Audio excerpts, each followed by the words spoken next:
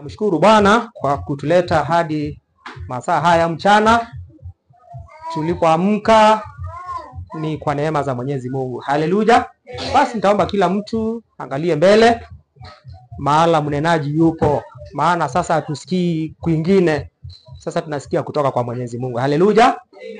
Na ni vizuri kujua kwamba imani yetu ya Kristo haikuanzishwa na mchungaji. Haleluya. Amen. Imani ya Ukristo haikuanzishwa na kanisa lolote, bali ilianzishwa na Bwana Yesu. Bwana Yesu asifiwe. Amen. Na hivyo basi hakuna kanisa la kujipiga kifua kusema hii ni imani ambao tulianza, na hakuna mchungaji ambaye atajidai ya kwamba ni imani yake, bali ni imani ya Bwana Yesu. Haleluya.